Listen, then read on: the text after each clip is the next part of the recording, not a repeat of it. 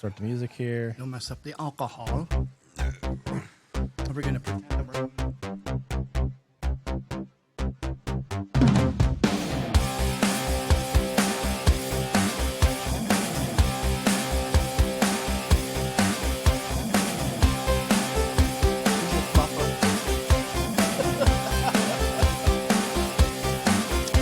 There's 100% chance that I'm going to spill this like I did last time.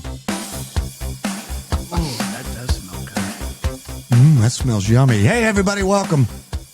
I bid you welcome once again to the greatest podcast this side of Greene County, really.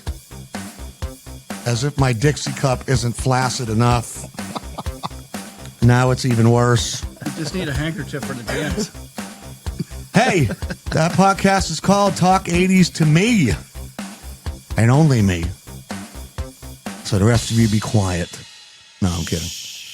I am your host, Steve Barrett, and welcome back. This is episode 9 of everything about the 80's that we can cram into these 1 hour, 1 hour 10, 1 hour 20, depending on how long they go, sessions. And we got a good one tonight. A few weeks back, we had Mr. Dave Beiter up here and my brother, Dave. We talked about slasher films. And not too long after that, we had a guy named Ryan Baker come up here.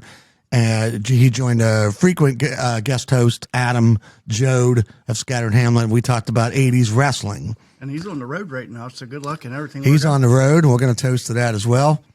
Talk in the microphone. Talking in the microphone. Not you. The other one.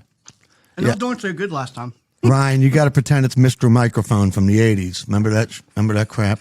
Hey, good looking. Hey, good looking. We'll be back to pick you up later. All right. Anyway, so we brought back these two idiots. I mean, insane, nice guys. I love these guys. First, I want to say hi to, I'm his boss for the next hour, and his name's Ben McMillan. How you doing, Steve? Everybody say hi to Ben. Hi, Ben. Howdy, Ben. What's up, G? What's up? Doing good. All right. He's the guy that's in charge of the cameras, the audio, making me look good, the whole thing. So it's not an easy job. Failing miserably. Somebody's got to try, though. To my right, as I already mentioned their names, but to my immediate right, so everybody say hi to Ryan Baker. Hi, Ryan. Ryan Baker. Yes, I have a problem. And to my far right, as I already mentioned his name as well, not to embarrass him or anything, but hey, in a month from tomorrow, he's getting married. Is that right? I love you, Nikki.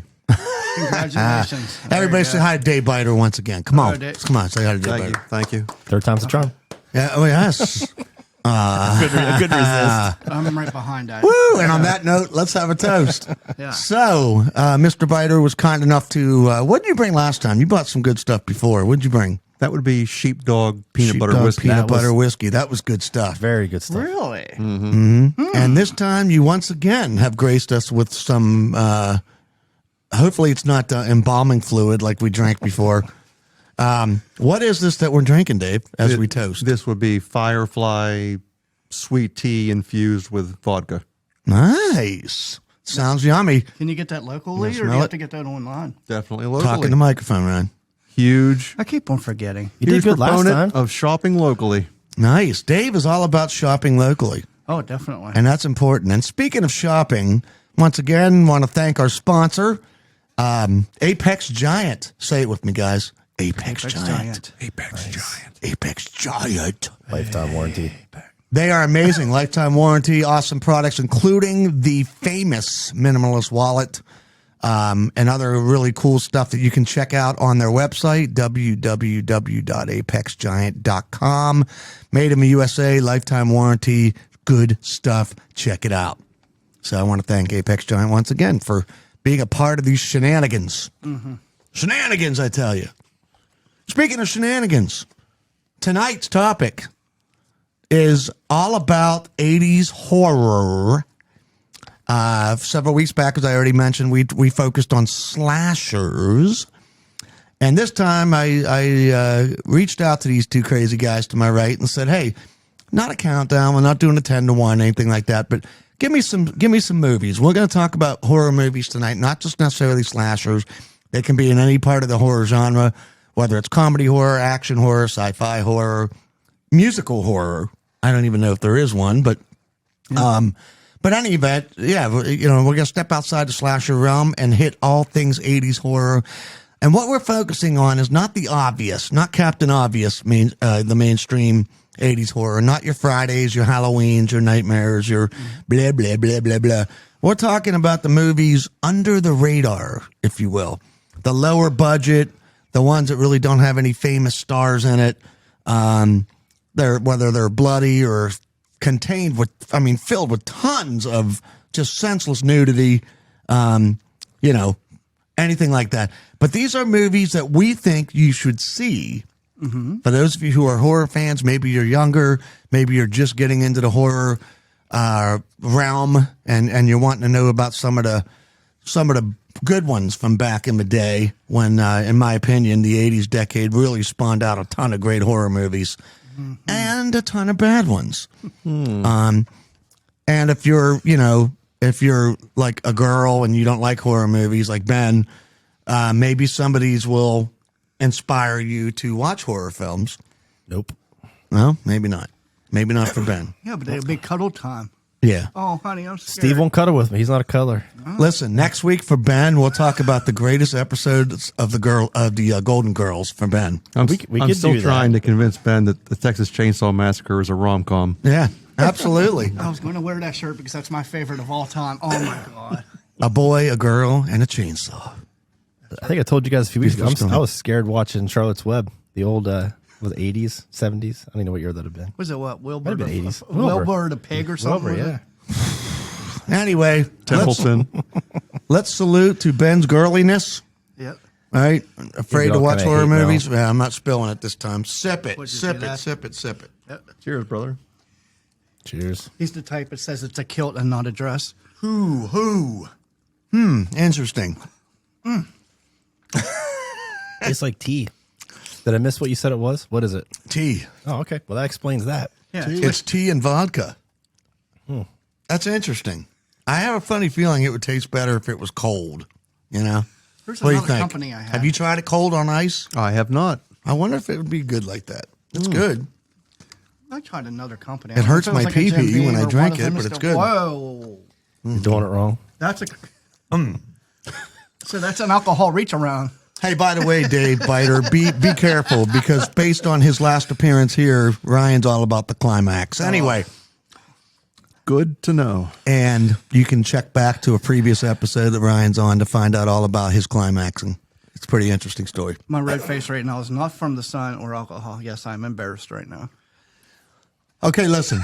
So we're going to try to whiz through this pretty quickly. We're going to try to make this a quicker episode because Ben's got to poop, and we got to get this done. It's all right. He's going to edit it later saying I got to poop, so it's all good. But I thought we could start off with just some horror movies, some underrated gems, maybe the kind of off the well-traveled path, some movies that are recommended, that we recommend that maybe you're not familiar with and you should check out. I kind of miss your brother sitting here. Is it okay if every once in a while I just kind of throw in, what a way to go? Yes. Is that okay? What a way to go.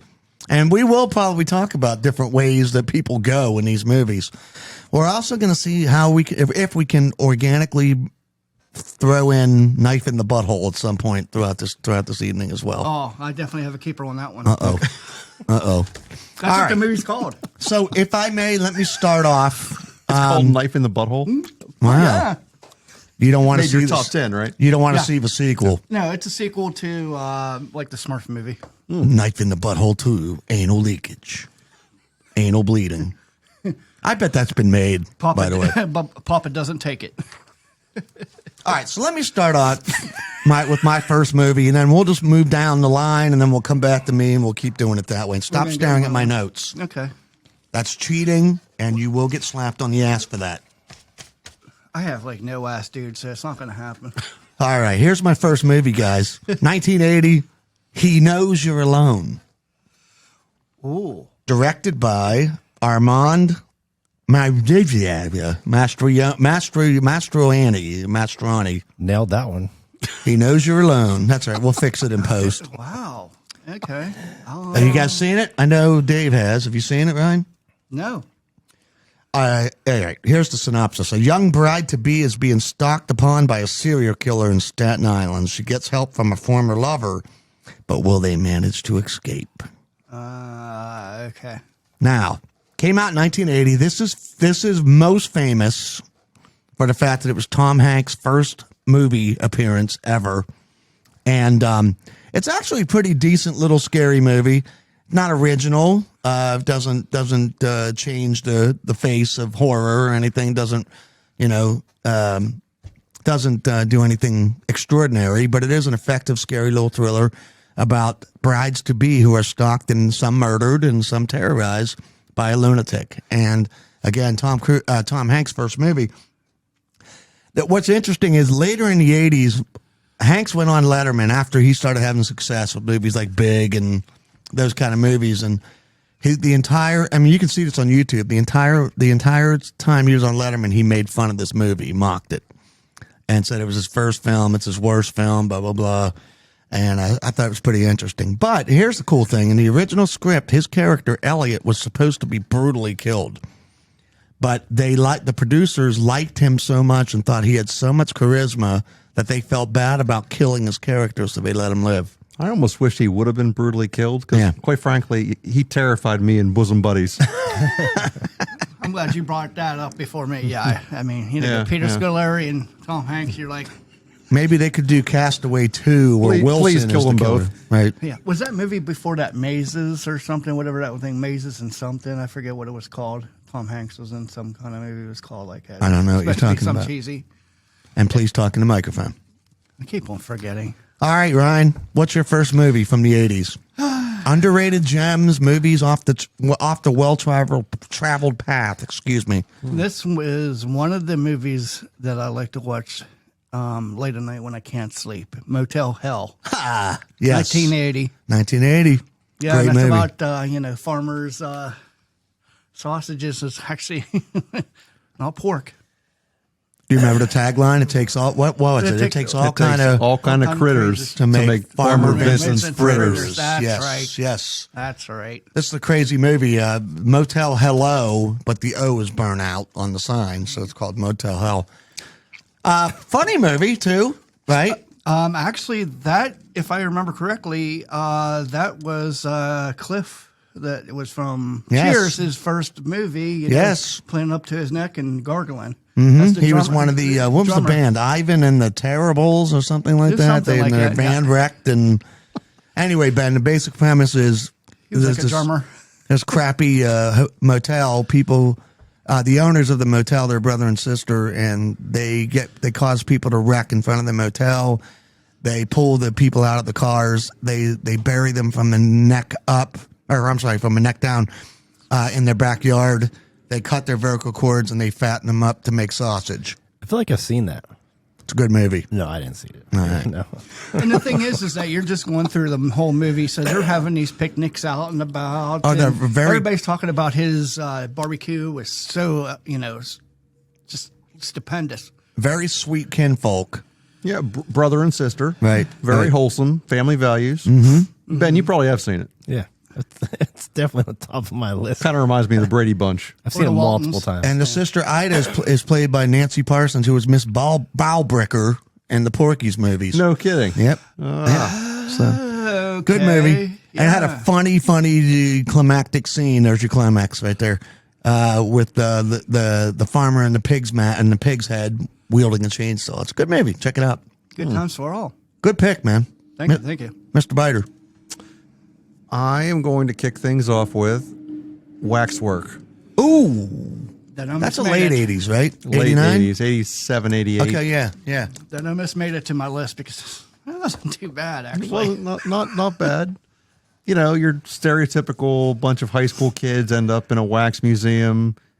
All the displays end up being, portals to other big moments in history. Mm-hmm. Meaning, like, everything is, Dracula's castle, and I think there's a mummy in there, and and a daddy. I'm not going to lie. I think Sorry, the that was last a bad time I joke. actually seen it was on VHS. He's sure smart it with was. that one. I was going to say, because, I mean, even though I got the horror like Tubi and Shudder, Right on. I can't remember if I did. No. That's a fun movie. Not overtly scary, but definitely fun, clever, I'm creative, going to say original. not scary at all. Right. Honestly. But, you know, Fun. werewolf transformations, and it's always a Different. good thing. That was a phase in the late 80s where horror movies were going towards like the fantasy realm. You know, they were getting away from like the straight slasher, run of the mill and Like going. you, the winged serpent. Something like that. Really? Yeah. I mean, really. they're eating people in what, the Bronx or Brooklyn or one of them? I can't remember. Well, is that one of your list? No. Oh. Didn't make the list. Interesting tidbit: the lead guy in that was also the lead guy in Gremlins, Zach Galligan or whatever his name is. Anyway, good movie. Okay. Crap ton of sequels too. None of them were good. No. They all came out in the 90s. So, gee, imagine that. All right, good pick so far in the first round. Next one for me. Horror fans know this one, but it did it again. I don't understand what's going on here. Technical That's difficulties. even better than your phone technical going off. difficulties. Wow, this happened last time. That is definitely better than your phone going And off. I spilled $400 whiskey all over Adam Jode's pants. I'll just hold it here the whole time. Instead of like back in the day when they had Richard Pryor and them had confused what's Coke and they would do it off of their shirt. Hey, I'm going to go ahead and do 400 whiskey off my jeans. And I just got smacked in the head with the mic. Oh, my. As Ben's fixing this, let me just say what my movie is. You just keep talking. All right. Maniac, 1980. Okay. Joe Spinell plays, Joe Spinell. What was it? Frank Zito, I think his name was in the movie. That name sounds so familiar. Film was directed by William Lustig, who also would go on to do Maniac Cop in the late 80s. Another one of my favorite movies, which might show up on my list later. Tom Atkins. Yes. Do Yes. you know the comparison between those two movies? The actor in Maniac. No, I take that back. Maniac Cop could be more attractive than the actor in Maniac. I agree with you. Honestly, I agree with he you. could be quite possibly be the most hideous man on film I've ever seen. The guy who plays the cop in Maniac Cop, his name is Robert Zadar, who had some kind of weird skin problem, and it made his face really distorted and weird looking.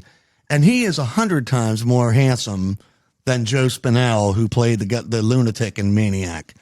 Would you agree? I would agree. And when you say skin problem, it's like whatever he had going on, it made him look just Deformed. butt ugly. Yeah. Yeah. Is it almost like that? What's his name? Matthew Berry or something from the Hills? Oh, yeah. That guy. Michael Berry. Yep. Is that his Michael name? Berry. Yeah. Yeah, that's it. The egghead dude who was in the Motley Crue smoking the boyfriend video. Yeah. Anyway, so Maniac is considered even to this day one of the sleaziest horror films ever made. It was filmed in Times Square. They didn't have permits, so they would just shoot around Times Square. So all the prostitutes that you see walking the streets are real. They couldn't afford to hire extras, so they asked porno stars to be in the background of all the scenes, extras. They worked for like $10 a day. And quite honestly, how much money would a prostitute have to charge to get with a dude as ugly as him? Listen, Steve has the number. Is the there, dude's ugly. is there a special or is this a BOGO? Hold on, I'm going to call my Perks? wife. I'm going to call my wife for that one. She would know that one because that's how we first So met. ugly Anyway, that you have to put a The bag man on was your dick. downright hideous. yeah, he sweaty. And here's the thing: there was one review that said you could smell him through the screen, like it was disgusting. But anyway, Smell-o-vision. so Ben, what would you think a movie called Maniac is about? Dancing. Yes, I want like to it. dance. It's technically the sequel to Fame, but they couldn't get there. No. Anyway, This conversation can go so many ways. I know. Was that I know. Maniac from McColl's Do you remember the dancing scene with the leg warmers? Joe Dante in Gremlins when he had the leg warmers on and he Yes. was literally dancing to Maniac? Yes. You know, I'm a maniac. So, this is what IMDb says. A psychopathic man with serious mommy issues goes on a killing and mutilating spree in New York City. And you can't describe it any better than that. Considered one of the sleaziest horror movies of all time, newspapers refused to run their ads. And the film repeatedly almost got an X rating, but they had to keep trimming and trimming and trimming to get it down to an R. So, mommy issues. So you don't know, like, legit question. Is Maniac, did it get any kind of inspiration from Pieces? No, Maniac came out first. Oh, Maniac was actually started filming in 79, but it was released in 80. Okay. William Lustig, the director, didn't have necessary permits to film on location. So certain scenes, including a scene in which Tom Savini gets his head blown off in a car, they had to film it quickly and then get out of there before the cops showed up. I love it. And they had to clean everything up. And the Savini was driving down New York City after they filmed with a bloody corpse in the back seat, the dummy, and the shotgun in the trunk. And he said in interviews that if he got pulled over, he would have been arrested, and it could have been ugly. But speaking of ugly, so ugly on ugly. Speaking of ugly, Joe Spinell was great in the movie. This is the role he was born to play. Smellies, ugly, scary. Maniac. It's a video nasty in a different way. Yes. Check it out. And by the way, I should mention, you can actually see this movie for free, Tubi, Pluto TV, and on Vudu. It's also available on Prime, Amazon Prime, and Shudder. All righty. Brian.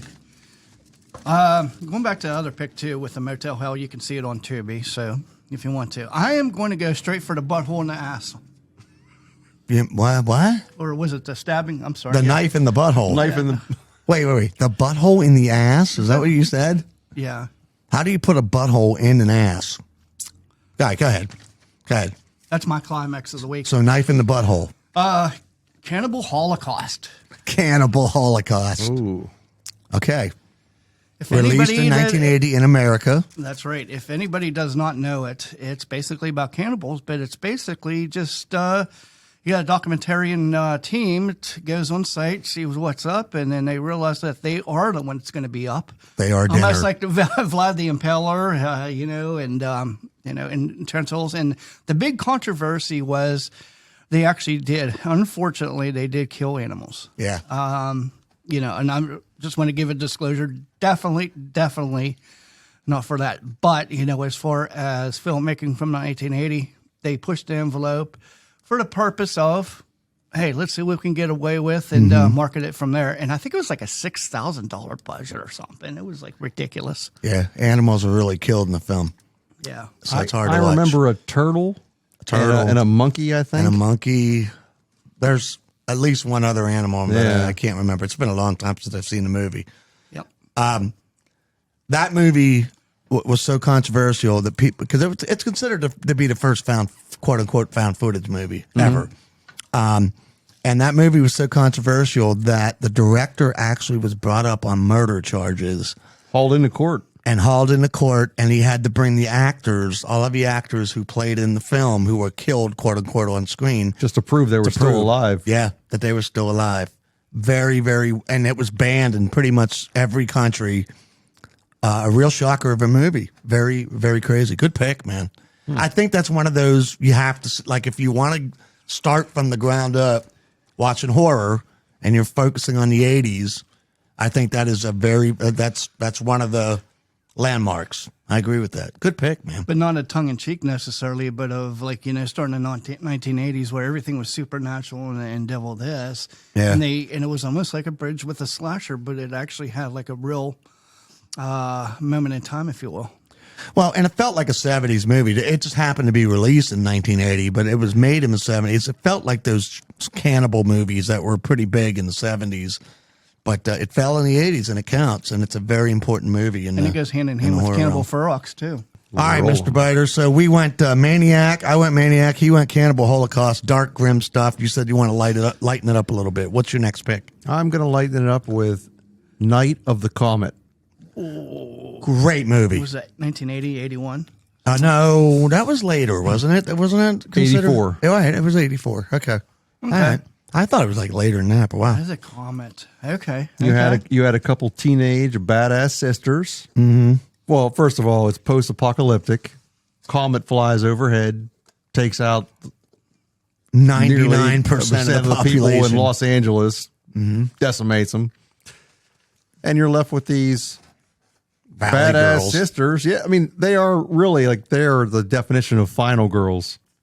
They are badass, and they take on zombies, and they take on just Crazy people, bikers and everything. Yeah. and they Fun just movie. wreck shop on whoever's left. I haven't heard that in ages. Wreck Shop. Mm-hmm. Love it. That's a fun movie. And that was also one of the things at that time, the whole Valley Girl movement was big. And they were supposed to be like, oh my God, like, California airheaded Valley chicks. Shopping malls and all that stuff. And they end up being badasses and wiping out bad guys left and right. That's a fun movie, man. Yeah, big hair and Glocks. Yep. You gotta that's love it. I didn't know. Apparently, the blonde cheerleader sister, who again, big hair, badass, Big boobs. She was the inspiration for Buffy the Vampire Slayer. That is true. That makes That is sense. true. And if you think about the plot, it's kind of similar. I mean, sure. I wish I could remember the girl's name who played the brunette, the main girl, Catherine. Oxenberg? I want to say Catherine Hicks, but I don't think that's right. But anyway, good movie, fun. Again, not overtly scary, No, but an interesting take on the whole post-apocalyptic thing, and focusing on the what was currently popular at the time with the whole Valley Girl movement. So fun movie. I'm shocked that was 84 for some. That felt like a later 80s movie. It's a good one. All right, my next one, 1981, The Burning. And again, I know maybe horror fans. I'm sure Beiter's thinking right now, well, that's not really an underrated gem. Horror fans know that one, but if you're young or if you're new at this and you're wanting like the quintessential horror films, especially in the early 80s, you got to include The Burning, I think. Directed by a guy who I don't think did anything else after this, Tony Malum. But here's why this movie today is interesting, because it was written, are you ready for this? By Harvey freaking Weinstein. Damn. And it was his first writing credit. And Him too. yeah. And if you watch the movie, by the way, The Burning, let me just read what IMDb says. A former summer camp caretaker whose name is, Dave, remember? Cropsey. Horribly burned from a prank gone wrong, lurks around an upstate New York summer camp bent on killing the teenagers responsible for his disfigurement. The film is brutal. Special effects by Tom Savini, who actually turned down Friday the 13th Part 2 to do the special effects for this one. And I think I mentioned it, but he also did all the great special effects for Maniac. This movie is brutal. And there's halfway through, it's known today, most famously known for its raft scene. And if you've seen it, you know what I'm talking about. A mass slaughter, a massacre on a man-made raft. An angrily burnt guy with hedge clippers wreaks havoc, and it's an unbelievably awesome scene. But the movie's also very well known for the fact that it was the featured debut movie for these actors, Jason Alexander, Fisher Stevens, and Holly Hunter, all who went on to rather cool careers. Mm-hmm.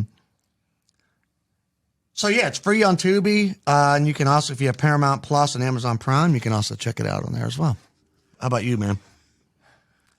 It's my turn, I guess. Your turn. All right, I'm going to throw the curveball since I said about found footage. Everybody pretty much knows about, Cannibal Holocaust, and some people think of Man Bites Dog that didn't come out until 91. But what about the McPherson tape, or also known as UFO abduction? Yes, the McPherson tape. It's 1989, and this would be like the true blue, where if you went to the thrift store, to get a camera, and you more or less just want to, say, take a look at your family, saying this is the dynamics, this is what's going on, and then next thing you know, sorry. God bless you. Tea. Yeah, that's right. Vodka tea makes me burpy. Yeah. Ready for more? Not yet. Ben? No. Are you going to ask Ryan? How about now? We didn't. Since Ryan's you kind of hurt asked- that like you didn't ask him if he wanted any. I feel like I'm back with Adam as the I know, right?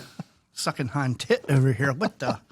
Anyway, I just can't drink anymore, man. I know. Yeah, I can't. It's just, but yeah, basically, it's. I don't want to go ahead and spoil it, but it's almost kind of reminds me of the feeling of what you see signs with M. Night Shyamalan. You know, where you have like out of nowhere where the kids. I'm sorry. Between Steve's burp and Ben's refusal of the tea, I missed your movie selection. Oh, the the McPherson tape. Dude, you're McPherson really tape. off the grid with this one because it's a very good movie, but I love probably it. you, me, and 3 other people in the whole world know about You it. know about it? I don't know. Let me see where you can see it on actually Pluto TV. It's free. Right, and it's literally shot on a crappy handheld camera, way before Blair Witch, way before any of this stuff. Wow. 1989. And a family get together. It's a birthday, and all of a sudden there appears to be aliens outside their house, and it's pretty good. And Is this Very the one low that has budget. like less than an hour runtime? Yes, Something, That's yeah. it. Okay. And the thing is, it's sometimes you can see it as the McPherson tape. Like I said, some outlets are UFO abduction or both, or something with Lake County, like UFO abduction in Lake County. So we have now at this day and age, we call it the McPherson tape. The problem with it is it's so realistic because it's like supposed to be like an idiot who doesn't know how to work a camera. So there's a lot of that barf bag camera movement. You know what I mean? It's like very shaky cam, very. I almost threw up 2 or 3 times watching the movie. Not to be confused with the Poughkeepsie tapes. No, which is Very different film. Or the Vatican tapes or VHS series. Yeah. or the Ben That would be a McMillan story in sex itself. tapes. I keep trying to release those, and no one seems Nobody to be. wants them. The missus just won't have They it. keep mailing them back to me. He's like, I got the production equipment. I can be my own director. Kim Kardashian did it. Pamela did it. Listen, I don't know why, because Buffy looks really good in that one. They make little notes that says "send back" when there's at least 2 people in the video. Yes. And you in a mirror don't count. Ben explores himself. And this, like in a this golden exciting book. episode, Ben doesn't explore nature. He explores himself. Right? Sent back, rejected. Yeah. Poor Ben. Found footage. Anyway, Self-exploration. found and returned footage. The first time I found out I was a chode. Yes. Okay, what are we talking about? McPherson tape Oh, was yeah, my yeah, yeah. pick. And Check it out. Yeah, Pluto TV. All right, Dave. Sorry, I'm thinking about Ben's tapes. The more you think about it, the funnier it gets. Go ahead. And when you say tapes, you mean? Can we dive into creature features? Sure. Oh, please. Is it part of the horror oeuvre? I'll tell you what. Which one would you rather discuss? Razorback or alligator? Me personally, I love them both. I got to say that, but alligator, man. Ryan was hitting another one of those climactic moments. Yeah, he Just just a like second Well, ago. the climax. reason why is because I In the actually mic, still dude. played In the the mic. McPherson tape for Alligator because that was the In the one mic. of the yes. I keep on messing up tonight. No, actually, that was going to be my go-to, and then I'm like, keep it in the back pocket. Should have known. I'll go, Alligator, I'll go 1980. Razorback. No, you can go both of it. All right, we'll go alligator. Yeah, I'm not. Yeah, it's, You could do a sci-fi channel special, alligator versus razorback. but that was the Because I was going to go chud. And then I thought if you go chud and you go alligator, then it becomes like one of those MTV, like that death match. Yeah, like yeah, alligator yeah. versus chud in the sewer. And who prevails? Hey, by the way, do you remember what CHUD stands for? I do. Tell me what it is. I would like to know if Ben knows what chud stands for. Do you remember the movie CHUD? Totally remember what it is. No, I don't know what it is.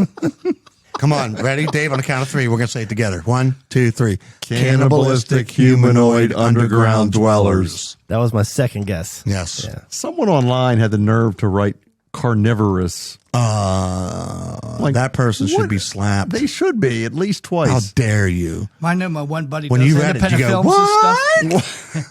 He Yeah. does independent, like his own films and everything else. His name's Tim Gross, and he everything is about chud, so he can go hunting.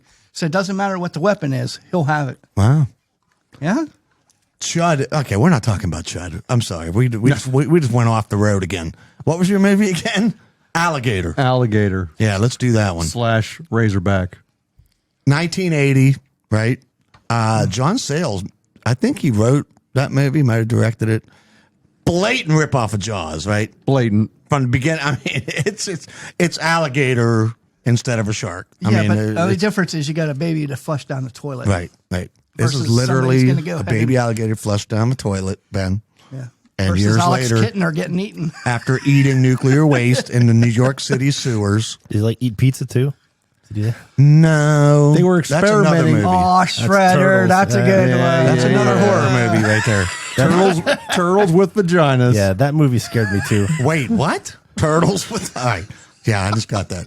But no, wait a minute. So can we say then that Teenage Mutant Ninja Turtles kind of ripped off Alligator then? Kind of. Yeah. Yeah, 'cause- Alligator was first. You need more tea because What was Alligator eating? How did he get that big? shit? No. No. Nuclear waste. Or, In lab animals. yeah. Lab... Oh, that's what it was. Lab Yeah, animals that but were that's not turtles. infected with... Weren't they rats? Yeah, I believe. Kind of And like, dogs. kind of I like, can't believe- kind of like Shredder Yeah, yeah. from the Turtles. Snap, and- you got me. Yeah. I'm pretty sure I even saw that. I am pretty strike- sure I saw the strike alligator three. gnawing How on a long? pizza too. What a bunch of ripoffs. God, Anyway, idiot. funny movie too. Alligator had a lot of humor in it. The Special effects. wedding scene was by far the best. It's great. That was special. It's a fun movie. Did you ever see the sequel, Alligator 2: The Mutation? Yes.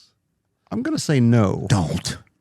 It's a bad movie. Okay. It's not good. You talked me into it. I remember Do watching not see- Alligator when they did the network television debut. It's always about 4 or 5 years after they released it on VHS. So I remember watching it, and I'm like, oh, man, that is awesome. Yeah. Alligator terrorizing New York City. And it's like a buffet of 5 boroughs. Yeah. Yeah. Yeah, I see that. The effects are not that good in it. I'll be honest. It's funny how they hold off showing the alligator until the very end, and it's because it's very bad looking. I love how the parents get so pissed of them actually bringing it back, saying, hey, and it's like we do the goldfish here in the Cole show or what have you. And the thing is, hey, I got a goldfish. Mm-hmm. No, I got a pet alligator. Yep. In New York. Kids, do not flush your pets down the toilet. So, just quick comparison. If you had to vote as far as worst special effects, would it be Alligator 2 or Piranha 2: The Spawning? Oh, don't talk about Piranha 2. That's one of my favorite movies of all time. Oh, boy. It was supposed to be on my list. Yes. Piranhas that fly. Yeah, I need some more tea. Piranha was 1978, if I remember. And then the second one, I actually liked the second one versus the original. Piranha 2: The Spawning was originally directed by James Cameron, and then halfway through the movie, he went, "This is one of the biggest pieces of shit I've ever seen," and he laughed. Not yet, thank you. And another guy took over. Hey, Oh, Mr. Baker. Mr. Beiter. Another director. It's been what, 25 Stop 30 interrupting years? me. The director who took over Piranha 2: The Spawning, his last name was Acevitis. Like legit? Legit, Acevitis. I might not You're be making pronouncing another it right. knife in the butthole joke, A aren't you? knife in him. No, I'm telling you. No, it's a butt in the ass. The guy has chronic acevitis, and he needs to see a doctor about it. But anyway, Piranha 2, flying piranha attacking a resort. Good stuff. Lance Henriksen was in that film, by the way. Yes. Seriously, one of your favorites. Oh, I love it. It's so bad. It's good. It's one of those, it's crap, and I love watching it. And I loved it better than original. Like I made said. my son watch it with me, and he didn't talk to me for like 2 days. So Alligator 2 wasn't crap? Oh, it's crap, but it wasn't so bad it was good. It was just bad. Oh, just There's a crap. difference. It was a bad movie that thought it was good. It's Got not it. troll. Does that it's make not a sense? troll. It does make sense. Right. It's not a troll 2. No. Crap. Or Chud 2, Bud the Chud. Or Critters 3. Or Critters 5. Right. Okay, so where were we again? What was your movie again? Dave? Oh, we're on me? Yeah. Oh. No, I mean, what was it you just said? Oh. Alligator. It was alligator, yeah. Well, you want to talk Razorbacks right now, too? Sure. Do it. It's basically alligator, but it's a wild boar. Yeah. Yeah. Takes I've place in actually where? never It's seen a it. foreign country. Australian outback. Yeah. Okay. And it came out late 80s, right? Because there's so many wild boars running around the U.S. Yeah. So, yeah, it took place in Australia somewhere. Late 80s that came out? Probably. Sure. They should have made it in Arkansas. We'll go with that, yeah. They should have went to Arkansas. I mean, it's obvious. Right on. Yeah. That's a violent movie, too. Razorback's bloody. It is. Yes. It is. It's got decent effects in it, too. I've never seen it. It's a good movie. I think it's Gregory Harrison plays the main guy in it, doesn't he? He does. That's Trapper the one- John MD did. Trapper How do I John know MD. that? My God. I can't remember my wife's birthday, but I know Gregory Harrison from Trapper John MD was the lead star in Razorback. I love when we discuss horror movies that feature Trapper John M.D. and Barney Miller. Right. And Cliff from Motel And Hell. Cliff from... Wow. Hey, got to throw it out. So check out Razorback. That's a good one. And Alligator. Absolutely. So we're saying so far, but everything we're saying that people need to check out. Yes. All right. My next one. Excuse me, Ben. Can you move your rugged, massive elbow for a minute? Hey, when you write the description for this, can you put all the movies in the description this week? At least send it to me privately, and I'll put it in the YouTube description. Yeah, let's do that. That's Do a that. great idea. Look at Ben coming up with good ideas, man.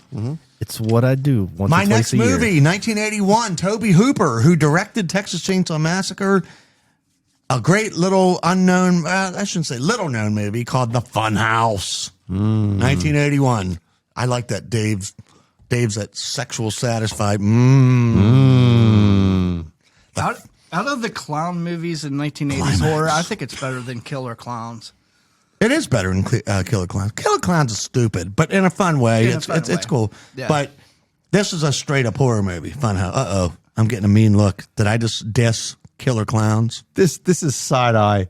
Did you just say Killer Clowns from Outer Space is stupid? But it's intentionally stupid. Dude, they shoot cotton candy guns. Could That's you what imagine makes it if- so great. could It's you so imagine if- incredibly original. Could you imagine if Slim walked up right now and be like, eh?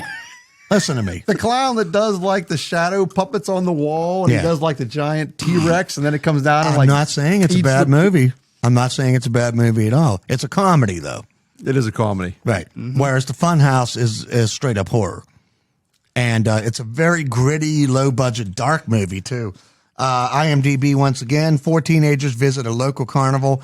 And would you agree that it's one of the worst carnivals you'll ever see on Absolutely. film? I mean, it's terrifying. It is. It's worse than Greene County Fair. It's worse than Fayette County Fair. It's worse than any fair you've ever been to. By the way, those fairs are great. Yes. I don't want to make it sound like I'm knocking on them, but yeah, it's bad, it's scary, it's smelly, it's grimy, it's dirty. Joe Spinell would be perfectly at home at this fair. That'd be perfect for an indie film, actually, is something like that with the god-awful bad carny rides. And the thing is, there's not necessarily a killer out there. It's just the people that they hire from the community, and they have death traps. Yes. So the next thing you know, you're like, okay, well, he's injured. I'm going to do worse. And then just leave it at that. Interesting. Good take. 4 teenagers visit a local carnival for a night of innocent amusement, but soon discover there's nothing innocent or amusing inside the fun house. That's right. Pretty good movie. Interesting tidbit about this. Director Tobe Hooper was at one point nearly struck and almost killed by a flying cog. Really? They had built this fun house from the ground up, but they didn't build it correctly. And while filming a scene, a cog shot off the side of this stupid thing and would have killed him were it not for an intern and an extra who jumped in front of him to save him. Both of them got seriously injured. Not an extra from Maniac, mind you, No. because there weren't any extras in Maniac. Well, no, they weren't, but they were hookers Hookers, Yeah. and porn stars. and porn Oh, stars. little known trivia, too, that Alec Baldwin was actually part of it, too. That's a joke. Rust. Just not a good one. Yeah. Can we edit that out? Can we edit that out in post? I spent so much time editing this video. I know. So anyway, real quick, the Funhouse, 1981, scary, creepy, a really cool monster at the end, and a couple of very suspenseful chase scenes. Highly recommend it. You can see it on AMC Plus if you have a subscription, and I definitely recommend that one. That's a good one. Brian? I'm actually going to go to the franchise route, which, you're like, well, I'm not sure about that, but Halloween 3. Love it. That is my second favorite horror movie of all time. Horror 3 was awesome. Halloween 3 Season of the Witch. That's right. Are we going to say that's officially like under the radar? It's the least successful out of all the Halloween films. It's the most reviled by Halloween fans. And it's the only one that strays from the Michael storyline. So yeah, I'll get okay. Me and Steve Makes was talking about the first two. They was going to have an anthology movie. And the reason why is that any horror lovers, Halloween 3, we just that'll be in the top 10 as far as ones that you can just rattle off for no reason. Maybe non-horror lovers or people that maybe it's getting into it. Here, check it out as a standalone only. You have to realize no premise with Michael Myers or anything. It does have a cult following right now, and a lot of people are saying that this movie deserves more love than it's gotten over the decades. However, they did have an original Halloween tie-in behind, I forget which scene it was, but in the TV screen before, I think they did a commercial. You see Michael Myers' mask. They're airing the original Halloween on TV. Oh, yes, they are. You're right. So that's a little tie-in, because there was a trivia that said how many Halloween movies is Jamie Lee Curtis in, and they all lost because they didn't include 3. She was in the commercial on TV. You can clearly see her. So it was a trick question. And but Tom Atkins is from Pittsburgh. So Thank you finally for mentioning Tom freaking Atkins. He's the reason why Halloween 3 is so awesome. Well, I'll tell you what, I'm so mad and pissed off about this. A couple of years ago, he actually did a Halloween 3 screening over at the IMAX or whatever it is over at Carnegie Science Center. So he was actually going to be there as far as talking and then sign your poster. I couldn't make it because of work, couldn't get out of it. But I tell you right now, I was this close to wearing my Silver Shamrock shirt. And I'm like, listen, I know that's Dave Beiter's smirk. He's about to say something. What's up? oh my God. I'm not. All we can say about Tom Atkins is Pittsburgh guy, like you said, but he's starting some pretty phenomenal movies. In addition to Halloween 3, Night of the Creeps, right? And The Fog. The Fog. And Creep Show. Yeah. He was in the wraparound story. I almost said reach around. He was in the wraparound story of Creep Show. What was his name? He was a doctor, right? In the movie. Dr. Loomis was the first and second. This one was In 3. Dr. Yeah, his Atkins was a doctor. Chalice Yes. was his last name, Chalice. Yep. Did anyone else besides me pick up on the fact that he looked like he was, I don't know, we'll say 50, and the young female lead looked like she was all of about 22? But she was a robot, though. Oh, spoiler alert. Sorry. Well, the thing is, too, he pretty much gave up on his fatherly duties and his ex-wife. He's like, yeah, that's my kid, but guess what? Tom there's a guy that Atkins- just died in a hospital. I'm going to go ahead and get busy Tom with Atkins, his daughter. also in The Fog, picked up Jamie Lee Curtis, who was hitchhiking in the movie The Fog. Yes. And 2 minutes later, they were having sex. Yes, they were. And so all I'm thinking is Atkins must be a machine, man. No, he's drinking. He gets all the hotties. He's drinking the Firefly tea, just like us. Go over to the local dive and Knife in the butthole. Knife in the butthole. That's a good. That's a good like a band. flying butt dart. Edit. Oh, I was going for wrestling. Edit. Hey, Dave, what's your next one? It's kind of hard to top butt dart, but I'm gonna have to go with the Hearse. What? That is one of my favorite freaking movies of all time. I swear to God. The Hearse. We've never discussed that. No, Not I did not on know mic, that you off even mic, knew about anything. this movie. Never talked about it. Don't yell at me. I've never heard of it. Shnikey. I've actually never heard of it. No. 1980.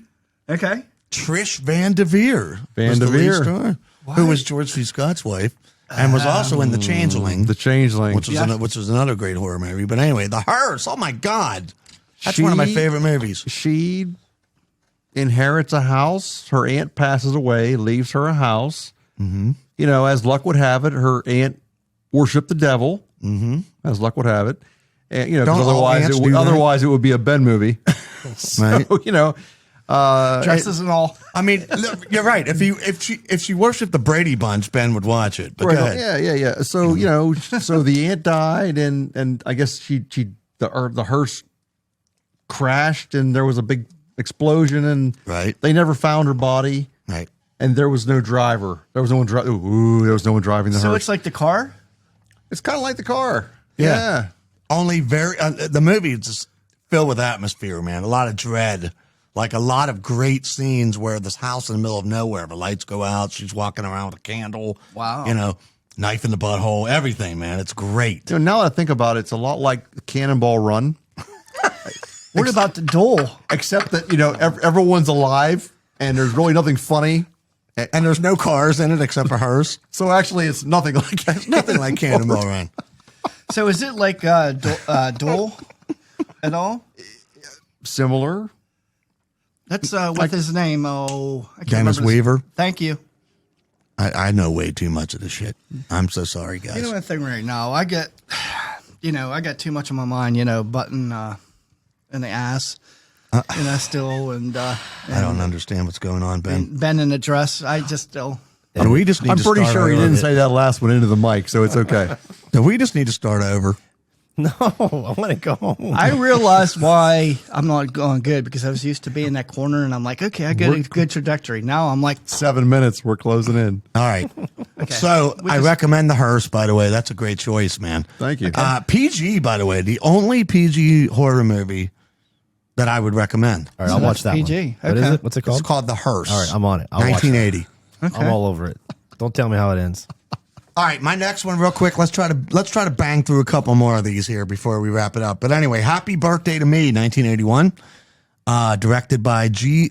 Lee Thompson is his name, starring Melissa Sue Anderson, fresh from Little House on the Prairie, and a famous actor who starred in tons of classic westerns in the earlier days. A guy by the name of Glenn Ford, Melissa Sue, is that the one that played Nellie? the blonde-haired one. Yeah. I don't know their names. I never watched that show.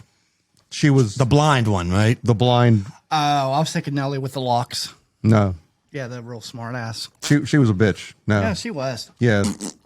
Anyway, This was the nice blind girl, right? happy birthday to me, might I say. First of all, it goes on record for being the longest slasher film from the 80s, nearly 2 hours long. Interesting movie. And let me just read this for you. At the Snobby Crawford Academy, Virginia's group of friends start to go missing years after horrible events that happened to her as a child around her birthday. It's got a cool twist ending. It's got surprising deaths in it. If you remember, Dave, the gimmick when the movie came out, the 6 of the most bizarre murders you'll ever see, including death by shish kebab, death by weight on the genitals, very creative kills, suspenseful in parts, a crazy twist ending that nobody saw coming. A good movie. Slow in parts, really way too long for a slasher film, but overall got a lot of atmosphere and dread. Highly recommend it. Unfortunately, you can't see it for free anywhere right now, but anywhere that you can get paid subscriptions, such as Prime or whatever, blah, blah, blah, you can watch it there. So, And Ben, you're in luck. I'm pretty sure it was rated G. yeah, Nice. Really? it was rated R. Hey. My mistake. Ryan, come on. All right. I'm going to go ahead and go for a curveball that really people started loving twists at the end. Is this our last selection? Yes, let's do this. This is going to be our last one. Make it your best one. My best one? Okay. Sleepaway Camp. That's a good one. That was on my list. Or we could just go ahead and rattle off everything we had and then just go from good. there. Okay. We'll just, the next ones I have is The Stepfather, My Bloody Valentine, Sleepaway, I already said, Mother's Day, The Pit, and then my alternatives were Silver Bullet and Ms. 45. MS-45 is a very good movie that nobody probably has ever heard of or seen. Have you seen that, Dave? I haven't. It's about a mute girl, a seamstress, who was raped twice in a span of like an hour, and she snaps and loses her mind, gets a gun, and starts killing guys at random. just because they have testicles. She hates all men at this point. So if I have to go ahead and pick something to go ahead and put a little synopsis and the rest of them not, it's just Sleepaway Camp, just because of the twist. I'm not going to go ahead and spoil, but you'd be like, are you serious? And we'll leave it at that. Dave, do you agree with that? I do. I agree with that as well. Excellent pick. Up till the end, it's a fairly routine summer camp slasher flick. Nothing really original or earth-shatteringly new or anything. Mm-hmm. But if ever there was a movie that was saved by an ending, it's Sleepaway Camp. And thank you for not spoiling it, because people who haven't seen it should see it for themselves. What year did that come out? That was it is truly a twist ending that no one saw coming. I think it was 83. Yeah, it was 83. Highly recommended. That's a good pick, man. And it is. And then can I give shout out a couple people I know in the community as far as? Oh, hurry. Yeah, sure. That's okay. I want to say hi to Donovan Smith, Billy Pond, Bloody. Thank you very much for the inspiration. And of course, Tim Gross. Appreciate you guys having a good talking. And also, let me know some obscure ones I don't know about. So this kind of helped me with my list. Cool. Sweet. Mm-hmm. Were any of those people extras in Sleepaway Camp? Maniac. Maniac. Yeah, Bloody Billy did Circus of the Dead, and Donovan just had Grimoire, so he had a short, So he's, but anyways, it's nice to go ahead and have a little bit of friends to go ahead and say, hey, what about this? So right. Mm-hmm. Absolutely. Good pick. That was good. That's a good way to end it, man. Yeah. Dave? I am going to close with Blood Diner. Oh, my God.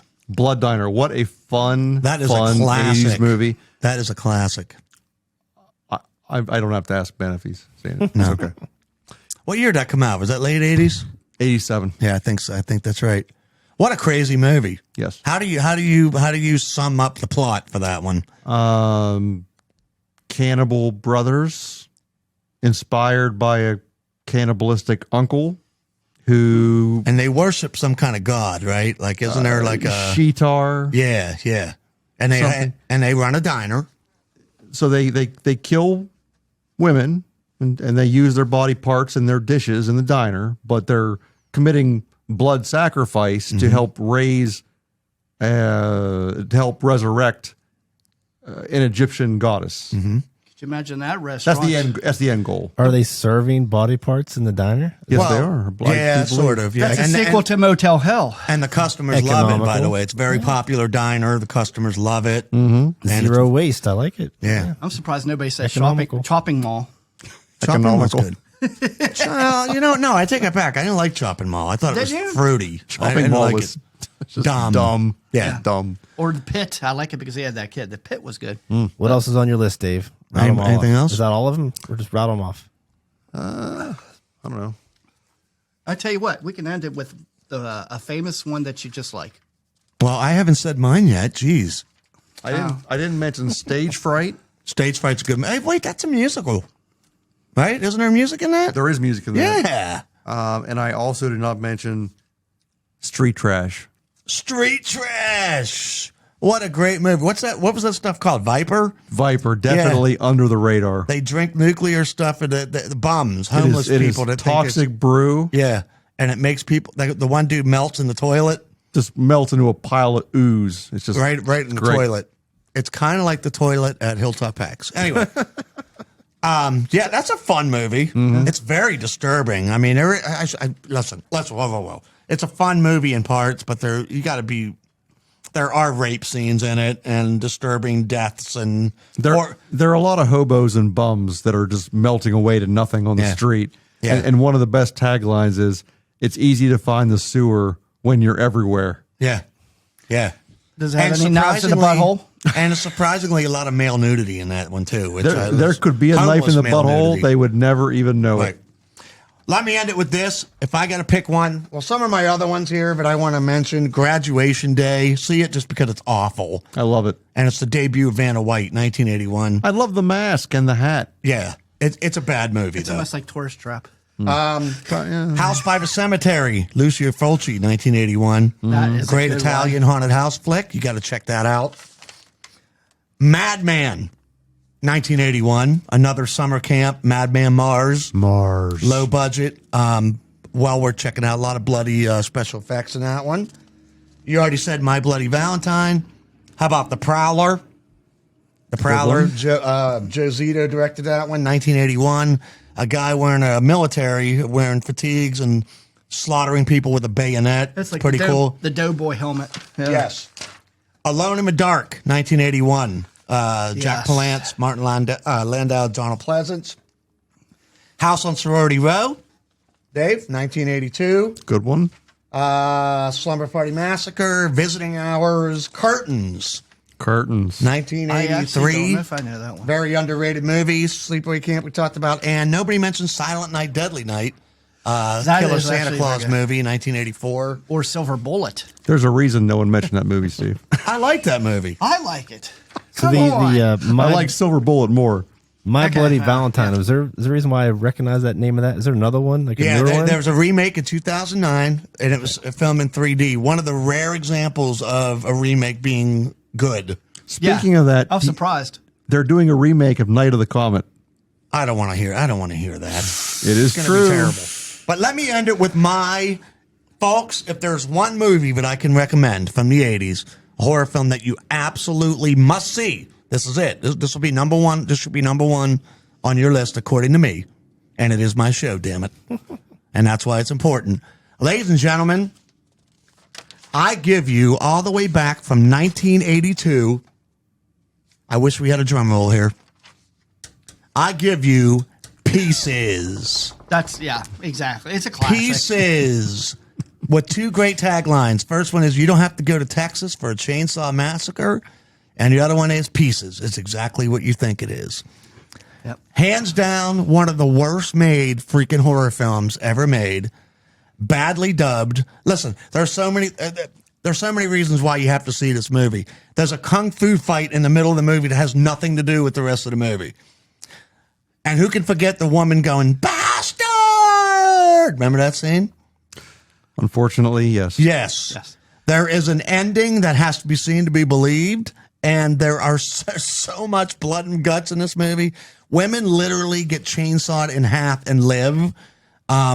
It's just a great movie. It's bad, so bad that it's good. Please, please, please check it out. And you can see it on Peacock, Tubi, Crackle, Plex, AMC Plus, and YouTube. So please check out Pieces. Guys, check out all of these. Ben made a good point.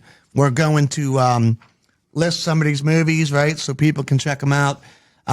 Can't stress this enough. The 80s was a fertile ground for crazy horror. A lot of bad, some good. A lot of good, I should say. Some absolutely classic. You really need to do your homework. Check it out. You will not be disappointed. Guys, pretty good episode. That was fun. Feel Thanks pretty good for having about me that. back. Yeah, It does. man, this was Yeah, fun. it's good. All It's things definitely horror. good. Want to thank our sponsor, by the way, once again. Say it with me, guys. Apex Giant. Apex Giant. Apex Giant. Lifetime warranty on all their products, including their famous and popular minimalist wallet made in the USA. You got to check them out, guys. www.apexgiant.com. Screamfactory.com, also known as Shout Factory. They sell a lot of these movies on Blu-ray with special collector's editions. You really need to check out screamfactory.com. Most of these movies that we talked about have been re-released on some of them 4K, but almost all of them Blu-ray. They're an awesome company. They have tons of like bonus stuff on them and everything else. You really need to check out screamfactory.com. That's a free plug because they don't give us any money for that. And Bob Briggs on his last drive-in. I mean, I tell you one thing right now on Shudder. Tell you one thing right now. I mean, he brings out some of the classics, have some commentary. Fun times. Absolutely right. And before we go, I'm not going to do a dad joke this week, but I am going to tell you something funny that's really going to piss Dave Beiter off. But I happen to do a little research, and I got to tell you, You're done. in 1983, the highest grossing horror film in 1983, and the second or third highest grossing film of the entire 80s. What do you think it is? Ladies and gentlemen, Jaws 3D. Really? Which made almost $100 million at the box office. I cannot remember. I didn't know that because I actually did see that over at the drive-in at Starlight. Almost 88 million in the Start with U.S. alone. Skyview. Lance Guest. Lance Guest. Yeah. $100 million. Almost. Jaws 3D. That's with the Louis Gossett Jr. Yep. And Dennis Quaid. You're I was forgetting just about gonna say Dennis it's Quaid. Dennis for Quaid God's because sake. it's SeaWorld. Wait, Lance Guest was in that? Yeah, you're right. Yeah. I actually seen it at Skyview in Carmichael, so go ahead and watch it. And I remember that. But I will leave you with good news. That's awesome. No, highest- the Lance high- Guest was in Jaws 4, But yeah, I was going to say, I don't Was think that you're the right. Revenge? which was a bigger piece of crap than It Jaws was. 3. It was. 3 was good. Everybody said Jaws 3 is the worst piece of crap ever made, and Jaws 4 went, hold my beer. And that's the way it goes. They actually passed out this 3D glasses over at the drive-in too. And I'm like, oh my god. Oh, and just so you know, by the way, the highest grossing horror film of the entire decade at over $183 million, Aliens. Makes sense. Well deserved. Excellent movie. Well deserved. I mean, all I have to say is Ripley. Believe it or not, people say it today, even today, but that's not a horror film. I But watched it. it And it is. scared me. I like that movie. I did watch that. Okay, didn't Charlotte's Web scare you, though? It did. I peed myself a little bit. Shocker. Well, you know, Shocker. well, they're coming out with Winnie the Pooh horror movie. Why not? Blood and Honey, Yeah. the sequel.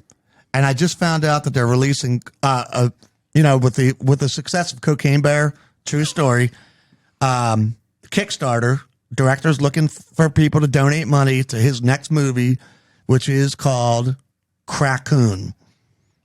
A raccoon on crack. Crackoon. Yeah. Hey, I'm Steve Barrett, everybody. I want to thank you for hanging out with us, episode 9. I want to thank Ryan Baker, and I want to thank Dave Beiter.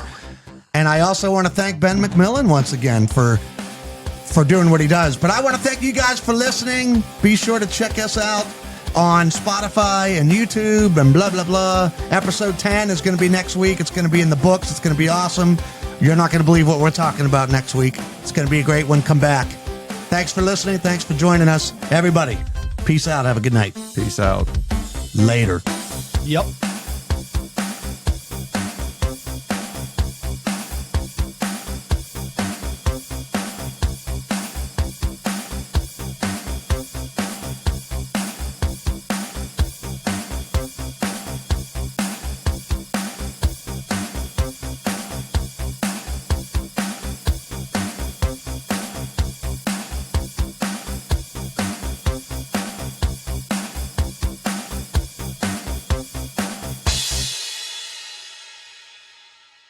Hold off. Do any of the turtles have vaginas?